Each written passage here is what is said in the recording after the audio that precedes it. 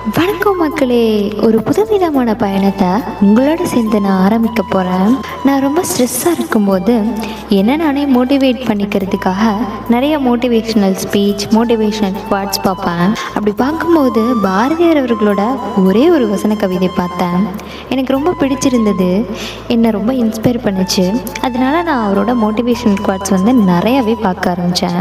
இப்படி யோசிக்கிறாரு, அவரோட கனவுல என்னதான் யோசிச்சிருப்பாரு, எப்படி இவ்வளோ மோட்டிவேஷனல் கவிதைகளை எழுத முடியுது, எழுதியிருக்காரு, இப்படி சிந்திக்கிறாரு அப்படின்னு நான் ரொம்ப பாரதியார் பற்றியே யோசிச்சப்போ பாரதியாரோட ஹிஸ்ட்ரி தெரிஞ்சுக்கணும்னு நினச்சேன். சாதாரண மனுஷனா பாரதி எப்படி இருந்தார், அவரோட கஷ்டங்கள் என்ன, அவருக்கு எதெல்லாம் ரொம்ப மகிழ்ச்சி கொடுக்குது, அப்படி இப்படின்னு அவரை பற்றி நிறைய விஷயங்களை தெரிஞ்சுக்கணும்னு நினச்சப்போ ஒரு புக்கு பார்த்தேன். அது பாரதியாரோட நிழலாகவே வாழ்ந்த பாரதியார் மனைவி செல்லம்மா எழுதின செல்லம்மா பாரதி அப்படிங்கிற புத்தகத்தின் மூலமாக தான் நம்ம தெரிஞ்சுக்க போகிறோம்.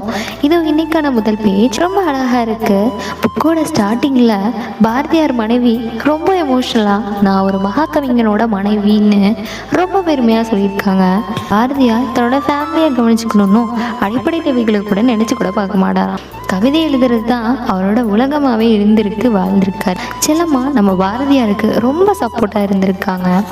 ஒரு பக்கம் வறுமை கஷ்டத்தினால, இன்னொரு பக்கம் பாரதியார் உலகம் இவன் ஒரு பைத்தியக்காரனோட மனைவின்னு சொல்லும்போது இந்த மாதிரி நிறைய அவமானங்கள்லாம் வரும்போது அதுக்கு எல்லா சூழ்நிலையும் இருக்கிறதுனால தான் நம்ம பாரதியார்னால இவ்வளோ கவிதைகளை எழுத முடிஞ்சது.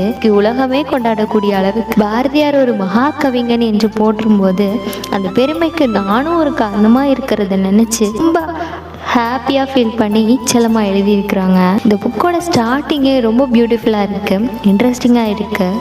இன்னும் நிறைய பாரதியார் பற்றி இன்ட்ரெஸ்டிங்கான மோட்டிவேஷனான ஆச்சரியப்படுற விஷயங்கள்லாம் தெரிஞ்சுக்க நம்ம சேனலை சப்ஸ்கிரைப் பண்ணுங்கள். இந்த வீடியோ பிடிச்சிருந்ததுன்னா லைக் பண்ணுங்கள்.